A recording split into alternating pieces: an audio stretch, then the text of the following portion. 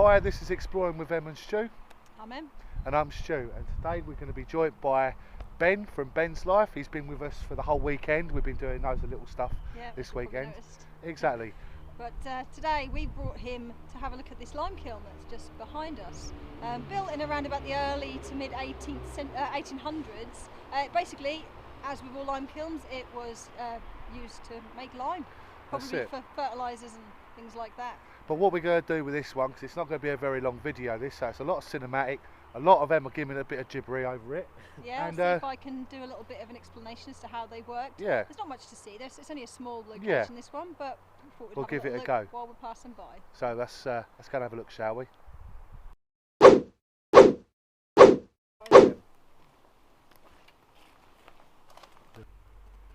here we are inside the lime kiln. And if you just have a look over here, you'll see that the central column here, this big wooden column, was surrounded by lime kilns. The furnace was in the middle here, and they would have burnt the wood, coal, along with the, it depends, sometimes it was wood, sometimes it was coal, along with the lime, until it turned into quicklime, and then it would have been pulled out of the big burners that would have been here, and taken off to use on fields, or very likely fertiliser and things like that, like I said. But if we just bring it around here, watching your step because there's lots of rubble around. This whole column here is surrounded by these. I'm not too sure if the smaller ones would have had the same job. Maybe they had a different purpose. They could have been more for stoking it, possibly. I don't know. I don't know an awful lot about these, unfortunately. Maybe you can tell us. But here's another one. This one's in slightly better condition. And we've actually got some of the original metal in place here, which is quite amazing to think that this is actually almost 200 years old and just been abandoned here for quite a few decades now, no doubt. I don't know when they stopped using lime or creating it in this sort of way, but certainly has not been used for some time. But it's a shame they don't preserve these really, because they're part of our history. Here's another one. Gosh, look, that rust is just holding on there. But the thing we really quite like about these buildings is the sealants. The lovely vaulted ceilings that they had, perfectly round. You know, they were built to last. And gosh, I don't know what this is actually. It's a pipe sticking out. I don't actually know. That's quite interesting. But so there we are. That's the lime kiln. Not an awful lot to see. Like Stu said, it's going to be quite a short one, but we might go up top where they used to put the coal in, just to show you that before we leave. But I think we're going to get out because this is full of gnats, and Stu doesn't like a gnat. So I think we're going to go.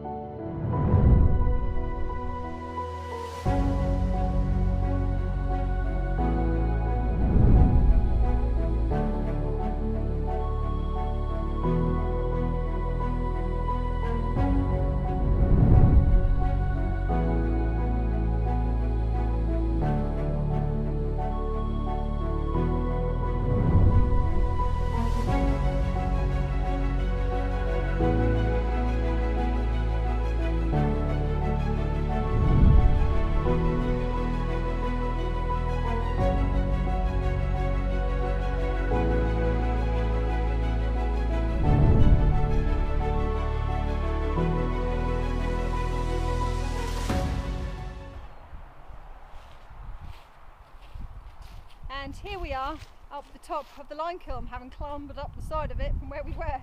And this is where the furnace would have been. Great big hole. I mean, it's quite dangerous really. But this is where they would have put the coal and the lime, and it would have burned, I think, for days, I believe, until it eventually all went down and turned into quicklime, where they would have pulled it out. But not an awful lot to see. It's very overgrown now, but we thought we'd come up here anyway and give you a little look. So we've finished on the lime kiln now. We want to say thank you very much for coming along, Ben. It's been a really good weekend so far. Yeah, I've enjoyed it. Yeah, so this was the lime kiln. Yeah, just a quick one for you, quick look around, because it's always good to have a look if we're passing by, isn't it? Exactly. But as from exploring with Em and Stu and Ben's life, we'll catch you again. Thanks for watching. Bye. Bye.